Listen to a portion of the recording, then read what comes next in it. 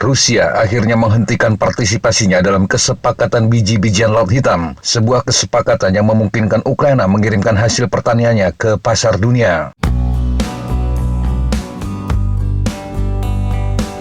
PBB dan Turki menjadi perantara kesepakatan penting dengan Ukraina dan Rusia pada Juli 2022 lalu. Kesepakatan ini telah diperpanjang beberapa kali dan berakhir pada Senin 17 Juli 2023 malam waktu Rusia.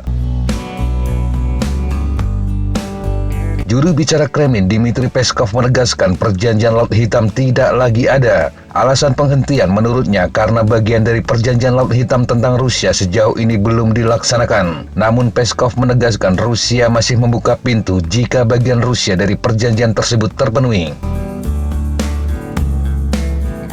Juru bicara Kementerian Luar Negeri Rusia, Maria Zakharova, mengatakan Rusia telah memberitahu Turki, Ukraina, dan PBB tentang keputusan tersebut. Alasan yang dikutip sama dengan yang disampaikan Peskov. Penghentian kesepakatan biji-bijian terjadi hanya beberapa jam setelah Rusia mengatakan Ukraina telah menyerang jembatan Kerch yang menghubungkan Rusia dengan semenanjung Crimea. Namun Peskov mengatakan keputusan untuk tidak memperbarui kesepakatan tidak terkait dengan serangan Senin dini hari yang disebutnya sebagai aksi terorisme.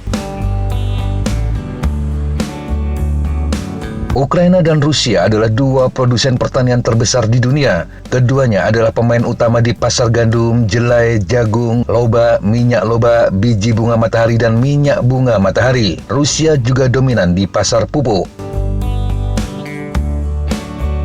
Menurut Komisi Eropa, Ukraina menyumbang 10% pasar gandum dunia, 15% pasar jagung, dan 13% pasar jelai. Lebih dari 32 juta metrik ton biji-bijian telah diekspor Ukraina berdasarkan kesepakatan Laut Hitam. Kapal terakhir meninggalkan Ukraina pada hari Minggu.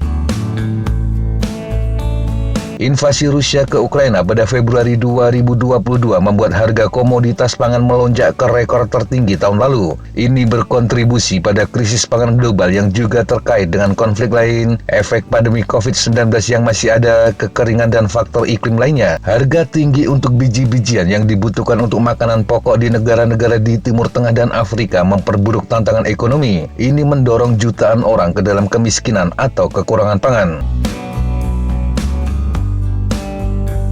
Kesepakatan Laut Hitam memberikan jaminan kapal tidak akan diserang saat memasuki dan meninggalkan pelabuhan Ukraina. Dengan menarik diri dari fakta tersebut, Rusia mengatakan pemerintahnya telah mencabut jaminan navigasi yang aman di Laut Hitam.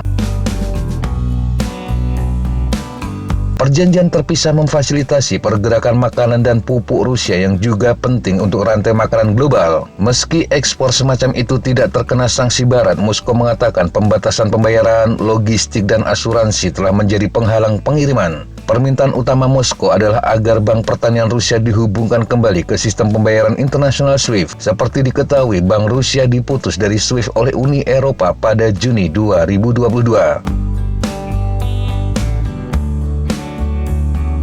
Menanggapi keputusan Rusia tersebut, Presiden Ukraina Volodymyr Zelensky menegaskan bahwa kesepakatan ekspor biji-bijian Laut Hitam harus dilanjutkan, bahkan jika itu tidak melibatkan Rusia. Dia menyatakan tidak takut. Zelensky juga mengatakan telah didekati perusahaan pemilik kapal, dan mereka mengatakan siap untuk terus mengangkut biji-bijian Ukraina.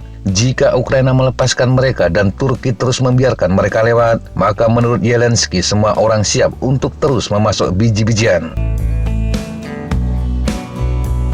Analis pertahanan dan militer yang berbasis di Moskow, Pavel Van Gehur, mengatakan sebenarnya banyak orang di Rusia telah lama menyerukan pembatalan kesepakatan. Rusia sering mengatakan akan menghentikan perjanjian, tetapi setiap kali ada negosiasi antara Presiden Vladimir Putin dan Presiden Turki Recep Tayyip Erdogan, kesepakatan itu dilanjutkan. Van Gehur memperkirakan kali ini Erdogan akan kembali menekan Putin, terutama dalam pertemuan puncak kedua pemimpin yang kemungkinan akan berlangsung Agustus mendatang.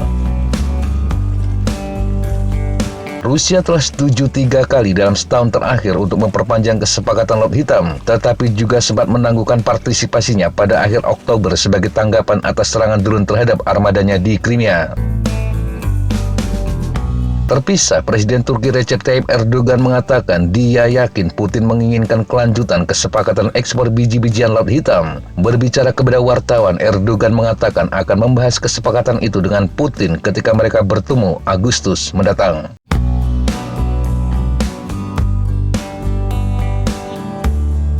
Demikian sahabat Jatapa informasi yang bisa kita sampaikan untuk kesempatan kali ini. Sampai jumpa di kesempatan yang berbeda. Tetap semangat dan jaga kesehatan. Salam Fly Like an Eagle, Fight Like a Falcon.